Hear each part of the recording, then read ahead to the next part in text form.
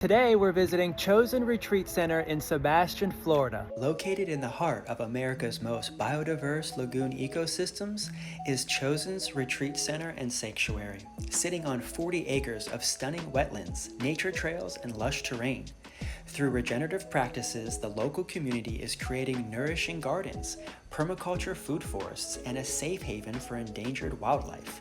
Nature is medicine, food is medicine, and community is medicine. Once you visited here, you're family. I even had the pleasure of teaching a class on how to grow moringa for people, pets, and plants.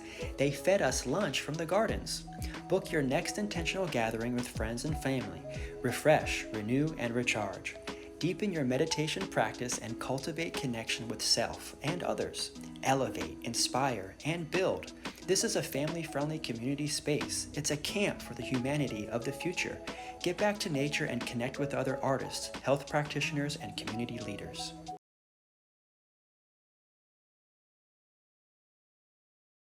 $20 billion a year,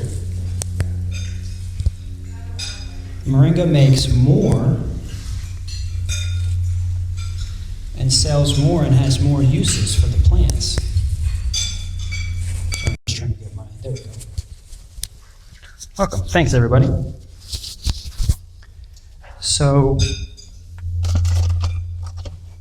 did you know that Moringa is the most nutritious plant on land? It has vitamins and minerals, proteins, enzymes, microorganisms. And there's a hormone in Moringa that's more prevalent than in any other plant. And that's called zeatin. Z-E-A-T-I-N. And that's the secret as to why Moringa grows so fast, because it is also the fastest growing tree in the world. People say, well, what about bamboo or what about bananas? They're in the grass family. So a tree, and Moringa is one of the fastest growing trees in the world, and that's because of this hormone called zeatin. And when you apply it to other plants, say like in a spray, like in a foliar spray, it helps all the other plants grow fast too. Isn't that cool? So out of the $20 billion a year, mostly the industry around the world is using Moringa as a fertilizer, as a biofertilizer. So if you're in the business of Moringa and you're selling it as a fertilizer, who are going to be your buyers? Farmers. Right. Now, is it just one particular type of farmer? No. It's going to be the garlic farmer, or the tomato farmer, or the corn farmer, or the soy farmer. Because farmers have specialties. When they grow something, they grow it really well. And they have seasons, so they'll grow something in the summer, something in the winter. And that means that we have a large opportunity here to use Moringa industrially in this method here. Now let me bring up a photo to help you all understand how you would want to grow it, how it would look like if you wanted to grow it as a fertilizer. You can see here that I'm growing it in one of my raised beds as a microgreen. And I have an example here as well, you can see. The Moringa microgreens. So I also have another example of a tree right there. You can see it has wood on it. That one's about 2 years old. These ones are about 30 days old. And so you can grow it from 6 inches apart to 3 feet apart to 20 feet apart. And when you start, you want to start really close together. And then as they get older, you may want to spread them out, and then they can even be spread out even further. So right now, we're really just talking about the fertilizer, and then we'll get into pets, and then we'll get into people. So it can be used in two ways as a fertilizer. Because of all the vitamins and minerals and the zeatin that's found in moringa, it can actually just be used like a powder, just like you and I would consume, but we're putting it down as a soil supplement, as a soil conditioner, as a way to help structure the soil. There's lots of minerals and vitamins and microorganisms and enzymes, even just in the powder. So we can put the powder in the soil at about a 5% ratio and mix it in. Or even when we're starting to farm or say lay our raised beds, we can take our compost and add some moringa to it, add some powder or even some fresh greens and let that compost in there. So as a grower, I try to encourage farmers that when they have a property and they've got their different plots for different things, to just maybe designate one plot for moringa, and that could feed the soil to those other plots as an in-house fertilizer. So you could grow your own fertilizer. And you would want to grow it in this method really close together because you can harvest it for the biomass every 30 days. So this is 30 days, and you notice I've already cut the tops off because I made a wonderful pesto out of it. So I'm able to eat the greens right when they sprout, and that's what's so magnificent about moringa is that the leaves are so soft and brittle that the nutrients are easily accessible, they're bioavailable, they're not behind a thick cell wall. So they're very, very much of a wispy plant, and they're very sensitive. They can be, they can break in high winds. So we keep the trees really short, and we grow it in this method for fertilizer. Is that good? Can you turn it a little bit? Oh, good. Perfect. So moving forward, now we know a little bit about plants and the market that we're able to appeal to because of the vitamins and minerals of moringa. The next circle that it's very, very powerful and useful for are the pets. And I wanted to mention that when a farmer buys moringa, they buy a container ship. When someone buys moringa for their pets, they definitely will take care of sometimes their pets more than themselves, right? So people will purchase a lot of moringa for their pets. And you can have it for dogs, cats, pigs, goats, chickens. So this is our market, right? So here we've got every different farmer imaginable in the plant section. In the pets, we've pretty much got all the fodder animals, so all the farm animals. Cows love it, horses love it. And what it does is it actually helps produce thicker yolk in the eggs, a thicker shell of calcium in the egg. And also produces more eggs, and also it helps to produce more milk.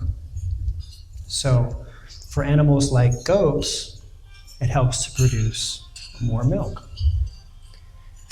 And also because moringa is anti-inflammatory, antibacterial, antimicrobial, antiparasitic, those types of properties are very good for animals because it helps to keep their guts clean. You know, these different types of animals, they have different types of immune systems and also digestive tracts. And moringa is very, very good to eat the sticks and the stems.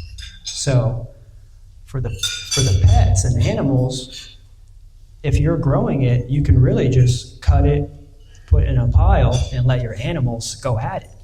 They love it. Great. And so, moving on, the smallest circle is for humans. But it's the most well-known. So here, I brought some examples of how we can consume moringa. We can eat it fresh. Fresh is best. I really love this microgreen method. I can grow microgreens all year. In the wintertime, people ask me if they can grow moringa in Alaska. And I say, oh yeah, just as long as you have a little bit of a heat plate, a little bit of a warmer, maybe some grow lights, you can definitely grow moringa in the wintertime all year indoors, just like this. These are only 30 days old. Now, you might have seen moringa on the shelf at a store, right? 90% of that is coming from overseas. 99% of that is coming from overseas. It's being imported. But what we're doing here with our collective is creating a local supply chain. Because I get a lot of calls from people in California or Texas or even in all parts of Florida. And what my company does is helps to organize the supply of moringa and who's growing it. Maybe you've got 50 moringa trees in your backyard and you don't know what to do with the supply, and that's where we come in. We come and we help and we teach and we try to help you get to a final product. Did you know that you can even eat the moringa seeds? The moringa seeds are also very, very good for the gut. They have lots of vitamins and minerals. I even make a capsule out of the seeds.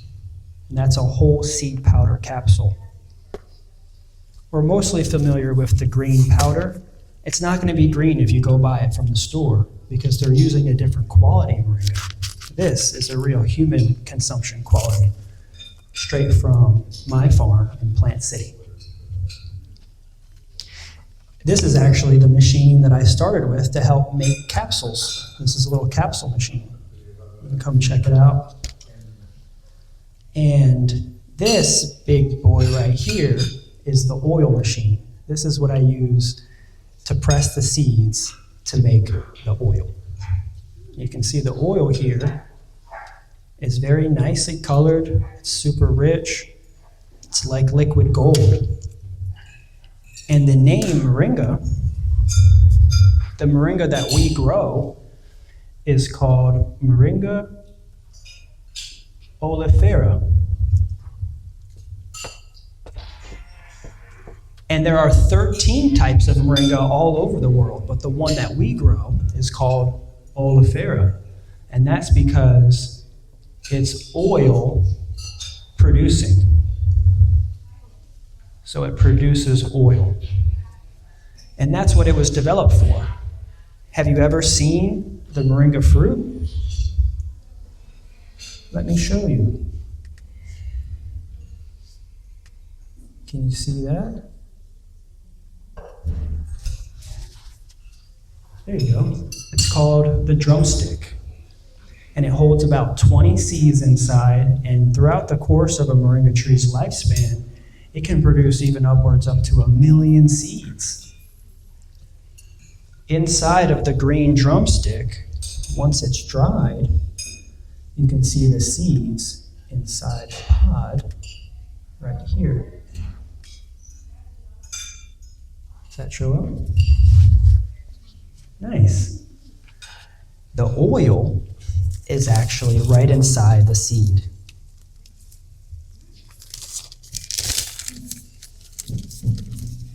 So the trick is to crack the shell open, and inside is where the oil is actually being held. You can even press it with your fingers to even see the oil come out, and it's edible. as well. It's very, very medicinal. In the Bible, it said that it's the seed that's bitter, the bitter seed that turns sweet with water. It's amazing. At first, it's really bitter. But then when you drink it with water, it turns the whole mouth sweet. It's pretty cool. You're more than welcome to grab a seed, help yourself to trying a seed yourself. Please pass them around, please. You can eat it with the shell or without the shell. The shell has calcium and potassium and magnesium. So those are all very good reproductive organ minerals.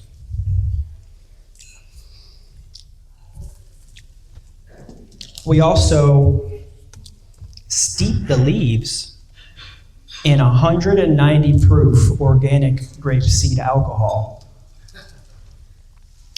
And this makes a human consumption extract. This is something that you can put under your tongue. It's a dietary supplement that has all the proteins, vitamins, minerals, amino acids that are in moringa, and it's preserved. So what we'll do is we'll steep the dry leaves in alcohol for a few weeks. We'll shake it up. I'll extract or I'll sift the leaves out, and then we dilute the alcohol 5 times and then bottle it. And we bottle it in here. We also make products out of the flowers. The flowers are very medicinal as well. They're very good on garnishes. They're even more anti-inflammatory than the leaves. And I have a lot of little items here that we make, like adding turmeric to the green powder to make a spice, a culinary spice. And my favorite, which my mom still asks me every day, she's like, "How's your tea company, sweetie?" Because that's how I started. I went to USF for architecture. I have a master's degree in architecture. And when I was in school, I started a project, and it kind of led me to this career.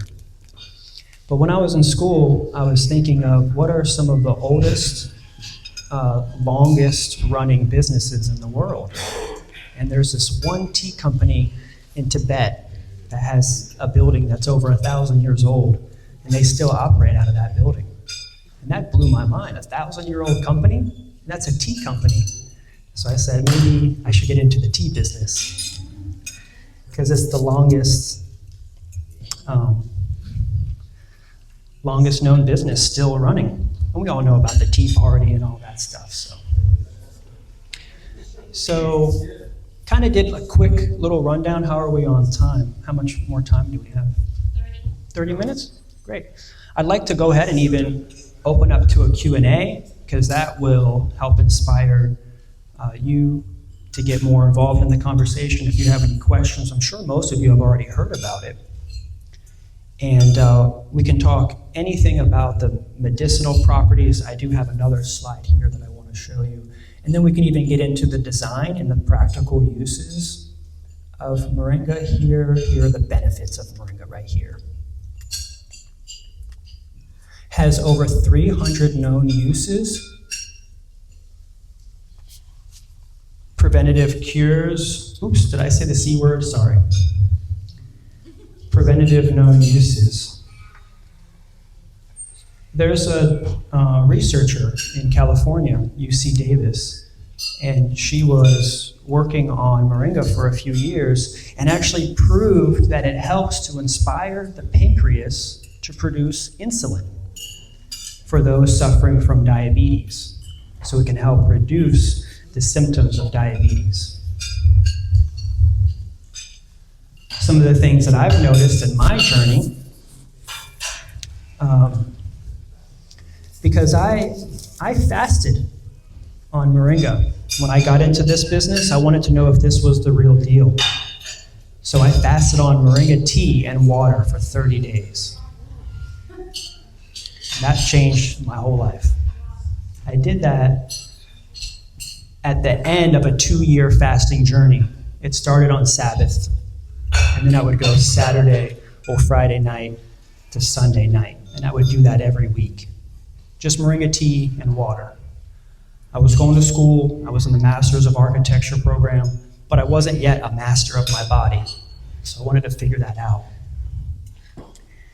And I was also suffering from IBS for many years. I had a hard time going to the bathroom. And growing up, I didn't know what it was. The doctor said maybe more fiber or more multigrains. But it wasn't until I started eliminating and cleansing and detoxing with Moringa that I really saw some improvements in my regularity and even just how I felt and the things that I could eat. So after suffering from IBS for about 13 years, I started fasting. I started cleansing and detoxing. And then it went to like 1 week a month. Then I did a couple 13 days, a couple 18 days. And then from there, I did a 30-day. And on that 30th day, with just Moringa tea and water, I walked on my hands across a whole football field. I couldn't believe it. Just with Moringa tea. So it really helped to change my perspective of A, like what we can really live on, what we can really survive on, and B, that this really is everything that they say it is. So that's pretty much when I started my company, and I graduated with an architecture degree, and I started going to the farmer's market with the supply that I had from planting it on other people's properties in the Tampa Bay area. And so for me, I've noticed helps with mucus, helps with inflammation, also helps with feeling full, eating less. It kind of, especially the seed powder capsules, they kind of like blow up in the stomach and they help to kind of like fill you up without having to eat so much. And they also, the seeds are used around the world to cleanse water, so they're crushed and used in water filtration systems. And we're 90-something% water, so imagine what it's doing with your body and cleansing and detoxing the water, the dirty waters in your body as well. So thanks everybody. We have a few more minutes. We're definitely going to be here for a few more minutes, and I have a few more slides to see everybody can see all the little things. I mean, all the illnesses are right there. I'm actually 94 years old. I use the oil. You only look 70. Thanks. Please. Yeah, you mentioned in the beginning you asked different people if you could plant a tree on their property. That's right. Fast growing. If you have like a lawn and a lawn service and they treat the grass with chemicals, will that impede the ability of that tree? Like if I were to plant one? Well, it definitely won't impede the ability. If anything, the chemicals will make it, big, but it would impede the quality of the food. Because if you're spraying chemicals and then you're eating those chemicals with the food, there's just a little bit of an issue there. So what would the remedy be? Because if you stop chemicals for your whole property. Oh, great. I'm so glad that you asked. I make a fertilizer from Moringa. So you can actually put the organic, USDA certified organic, put Moringa down. That's the solution. No more chemicals. You can just use Moringa. Isn't that cool? So how, let's take an average house. How long does it take for Moringa to help with the soil? How long does it take for it to amend the soil? It's been sprayed for the last 30 years, right? And all you guys are spraying it. How long could it take? And that's difficult. Right. I got it. Because the USDA usually goes about 3 years from the time that it's conventional to organic. So nature usually takes care of a lot of things. And so by the third year, you could have an organic. You wouldn't want to plant much in it in those 3 years, but after that, and you can also use Moringa as a mitigation plant to pull heavy metals and toxins out of the soil and then turn that Moringa into, say, biochar. So there are sustainable solutions to even clear a brownfield, a toxic area with Moringa, And after the third year, pull all those trees out and all the heavy metals will have been absorbed by the moringa. So that's what's really good about moringa too, is that it pulls so many things out of the soil, but if there's heavy metals present in the soil, they will also be in the moringa. So we do a lot of soil testing and we test the leaves on all the properties that we harvest from. Yes, please. Thank you so much. This is really fascinating for me. I just lived down the street and I have a moringa tree. And I got it when it was maybe just a little bit bigger than that, 4 or 5 years ago. And it's really big and it's shaggy and it's just sending these branches everywhere. Yeah. I didn't know about the seeds. I think there's so much I didn't know about. That's right. But I'd like to know a little more about how to take care of the tree. Sure. I've been wanting to know what trim it back. That's right. Trim it back, let the leaves go. Mm-hmm. Put everything out of it. Yeah. I've never used the seeds in the pods. So can you just talk a little bit about can I trim it? Maintenance? Sure. To keep it healthy and Yes. keep it less bushy. Yes. Well, less bushy is actually even just kind of letting it go by itself. It will be more bushy. And she's probably talking about a tree that kind of looks like this. It's my buddies. That's a field of moringa with goats doing the work on the inside of the row, interplanted with goats and moringa. So she's got a tree that's nice and big. It's a softwood, so if you keep the drumsticks on it from last season, there will be bugs and things in those drumsticks that will then go to the new drumsticks. So it's good to kind of do a clear cut. You guys know like the crepe myrtle, the thing that's going on where people do that in the parking lots, where they'll just kind of like straight cut all the crepe myrtles. In this way that we practice and teach is much more of like a flow, where you might start low and creep up, then creep up, then creep up. But then after 4 or 5 years, you've got to go back down low. So even one of the things that you can do is, if you're not able to reach any of the material, just get the tree back down to the ground, cut it back to the ground, and it will shoot right back out with all new shoots. It's a softwood. So it's going to crack and break and get really heavy at a young age. It does that.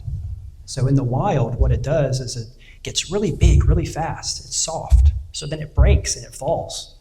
And that's how it continues to travel in the forest and spread. So maintenance is really like a continual cutting and using of it. You pull the drumsticks off while they're still green and dry them in a dry room, maybe in a spare room inside. And the way to dry is actually on racks, screen racks. You don't want to hang the moringa. That's not a plant that you would hang. You hang things like cannabis, hemp, rosemary, hardier herbs.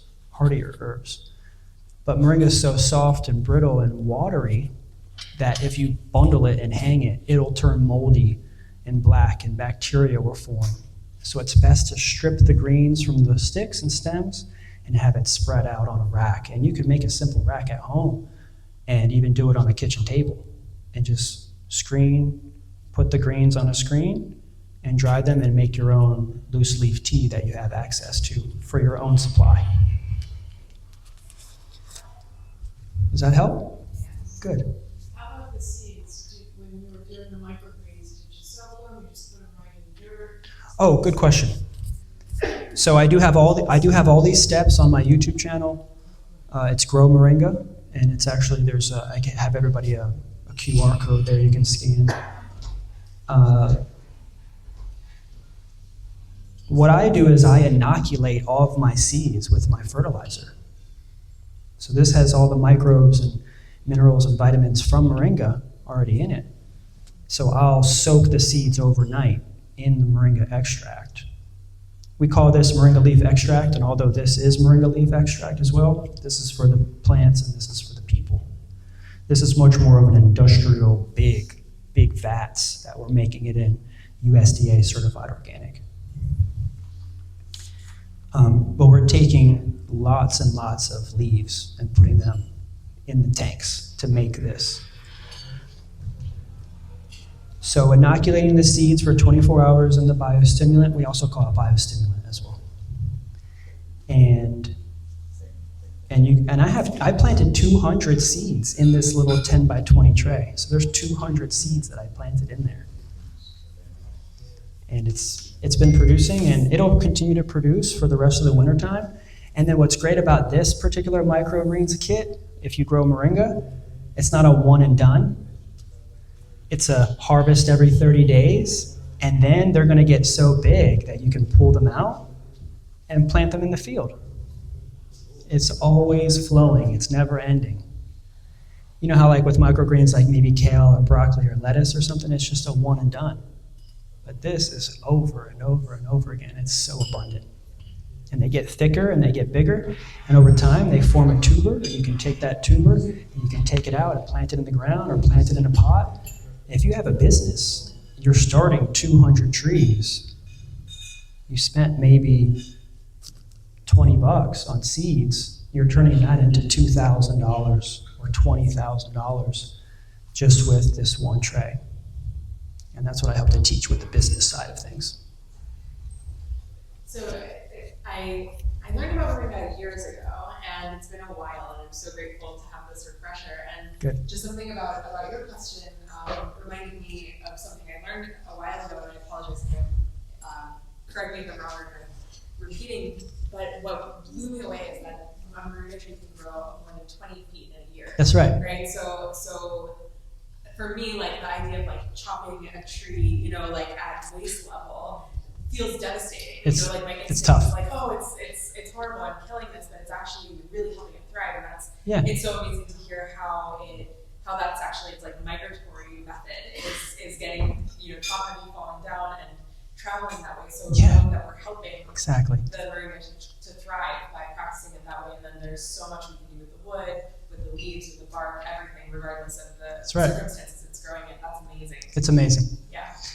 They stay healthier. When you're harvesting them and you're cutting them and you're keeping them shorter, it keeps them from breaking and splitting and cracking and having fungus. It actually helps to increase the longevity of a tree, of the Moringa tree.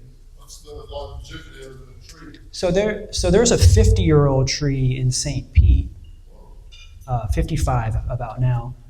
She's in the southwest side in Gulfport. And we have about a 25-year-old tree downtown St. Pete. And then in commercial uses, it's about 8 years commercially.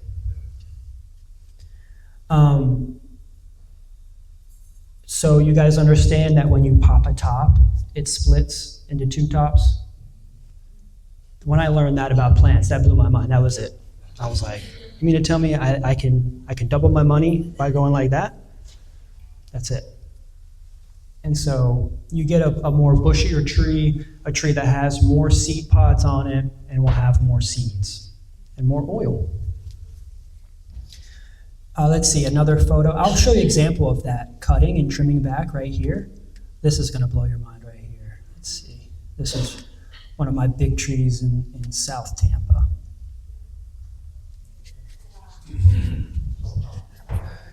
This was in October, November, December, April. So in 4 months, it came back to bigger than what it was. So you see how I'm bringing it back. I'm an architect, so I structure it. And I'm a builder. And what do you do with what you cut? You put it back in?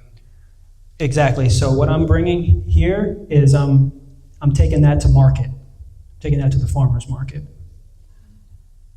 And we're making tea and loose leaf and powder. Then there's flowers. We take the drumsticks, we let them dry, we'll open them up. We also get the seeds. Nothing goes to waste. The sticks end up going into the compost, mulching or even making more trees. The sticks make trees too. So you said something about you can grow it anywhere, basically. I mean, if you have an indoor operation, does it require like a semi-tropical Yes. environment to grow outdoors? Yes. So like somewhere in like Georgia that has multiple seasons, it would die during the winter. So he's asking, will it survive in frost or the cold weather?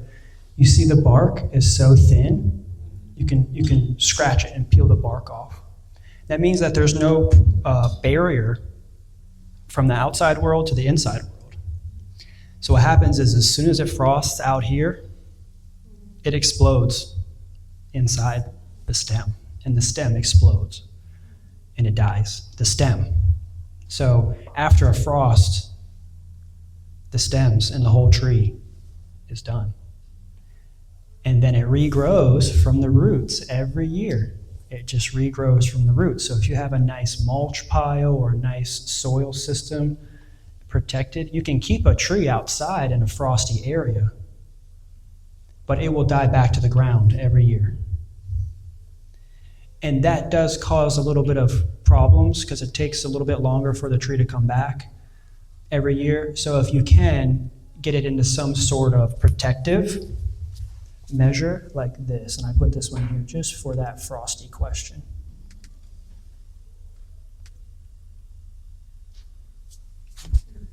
So then you could just do like an easy chicken wire and cloth burlap So over that's top. somebody like proactively cutting back before the frost would come and then protecting with burlap. Yeah. That way they don't have to start from scratch, and they can kind of bring it back to that woody zone. Even this tree here has been cut back 10, 20 times, in a pot. 2 years, yeah. Every time I walk by it, I'm saying, hey, sweetie, thanks.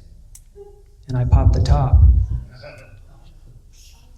That popping of the top is going to put that energy back down into the roots, and she's going to come out with 2 new tips. Does it matter what time of year you cut it back? Does it matter what time of year? Yeah, it definitely regenerates and has a lot better reaction to summer. It's also wet in the summer, so there can be a lot more infections and fungus. But there's like tar and little things that you can put on a cut to help kind of protect it. I like to do the angle cut, so that way the water runs off. So I do a 45-degree angle cut. Let's see if there's any other photos that I haven't put up here yet.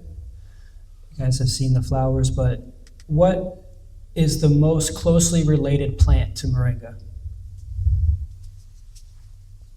And you can tell by the flower, because the flower is the reproductive organ. What flower is that? That's a moringa flower. But what other flower looks like that? And I can see one of them right out here. I can see the plant right here. She's right outside. An orchid? That's a good guess. It's a fruit. It's a fruiting plant. The most closely related plant. She's a tree. She's right out there. Any other guesses? Papaya. It's like vanilla too. It's a papaya flower, but it's a moringa flower. Because way back, that's where they split. A papaya is like a fat drumstick, essentially. They're very similar in that way. So how to eat a drumstick? You can chop a green drumstick and put it in a soup, and you just kind of peel the inside. You don't really eat the skin. You just kind of peel the inside, very similar to an artichoke. So you can plant it very close together. Let's see if I have any more photos. Oh, you want to see my very first farmer's market?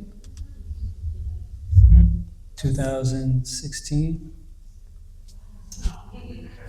I started with one thing.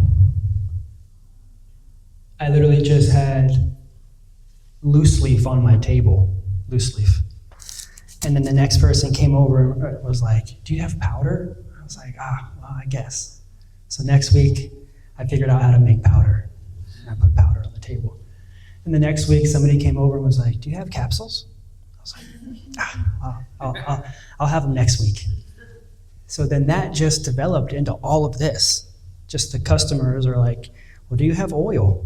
Well, do you have extract? Do you have all the things? And it's been a great journey. It's been fun. In 2019, I was at the farmer's market, and I don't know if you guys know John Kohler from Growing Your Greens.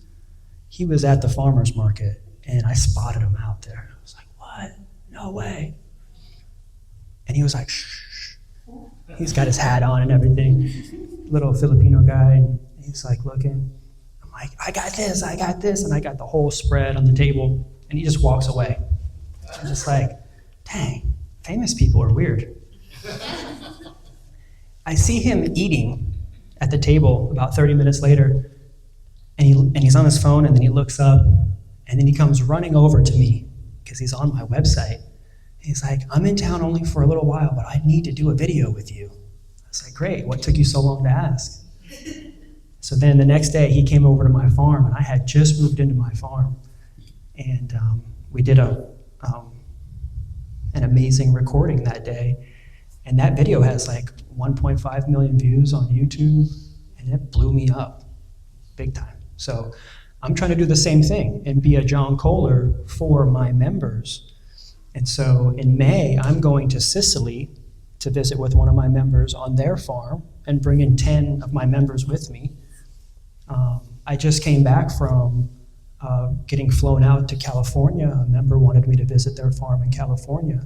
So I went to California. So one of the things that I'm going to be doing with the company is taking the members with me across the world to visit these different moringa farms and just kind of help farmers that are just getting started. But were there any other questions? Yes. Great, go ahead. I had a moringa tree. It was grown from a cutting. Oh, yes. The cutting was a little over an inch in diameter. Oh, good. And nice and tall. And it became like that big around and 15, 20 feet tall. And then a tropical storm took the whole thing down and split right into the trunk and branches. Propped it back up, and it hasn't got nice green branches for over a whole year now. Down to the ground? Yep. Okay. You just bring her right back so that way she gets a whole new start. What that'll do is it'll get a whole new set of roots going. It'll get a whole new shoot going. There may be some damage, some water. It might have cracked her heart. She might have a broken heart. But you can heal her, and you can bring her back just with that love. Oh. And I also have seedlings. I got a couple seedlings, like. Oh, like this? 8 to 6, yeah, that, but they're not that healthy. They're kind of spindly. Oh, you need my fertilizer. Isn't that perfect? It took me a couple years to really find this whole system, this whole loop. Can I just chop and drop my other moringa? You could. And put that around? Absolutely. I like to compost anything beforehand. So I'll have a compost system, and then once it's composted, I usually bring it back in. If you put it down there, it's okay. It'll just plume, because it's so alive with minerals and vitamins, and it's wet and fungusy a little bit, and so there may be some nasty mushrooms that come up and stuff like that in that area. If you drop it there, it might mold because it's outside. And so I usually try to compost all of the moringa in a pile by itself with soil and leaves and grass, and then I usually let that break down, and then I bring it back. How much daily consumption can you have of this? Oh, And then good you are question. diabetic. Is there more you should take? Good. Good question. She's asking, how much should we take of this every day? And we're all different. We all have different body types, different weights. I started small and worked my way up. Even myself, I might take 2 or 3 of the powder capsules a day and 2 or 3 of the seed powder a day. Of course, after a shower, I'm using the oil. And I may have a couple of drops under my tongue. I may drink a tea in the afternoon. I may have a couple of the leaves. The only issue is if you have too much, it's going to end up cleansing and detoxing too fast. Usually the first timers will come up to me and like, that's not good. I was like, well, you must have been full of you know what, because you had to get that out. That's good. So get that out. Why do you want that in there? Like, I had a problem with where it wouldn't come out. So believe me, it's good to get it out. Yeah. So in small amounts, work your way up until it feels good for you. You will feel the cleansing. If you're taking too much, you're going to feel it. It's going to be pulling too much out. And then for diabetics, this is probably the best one. It's fast. It's 8 seconds. It's in your bloodstream within 8 seconds. Under the tongue is usually where you have the most nerve endings. So you have the most receptors under the tongue. So if you put anything under the tongue, it gets in there quick. Plus it's alcohol based, so it's in the bloodstream super fast. But if you have issues with alcohol, not to take this. There are glycerin alternatives, glycerin extracts, and then somebody was like, what is it called when you use water? And I'm like, I think that's tea. I get a lot of funny questions. I was curious, I did a lot of backpacking and hiking through the Sonoran Desert, and moringa grew wild out there, abundantly everywhere. Nice. How much water does this need? Because I'm so glad that you said. I'm so glad you asked that, because the next one here is this one. Is it big screen? It's small. It's small? Yeah, you can see. I don't know. I have to be able to see it.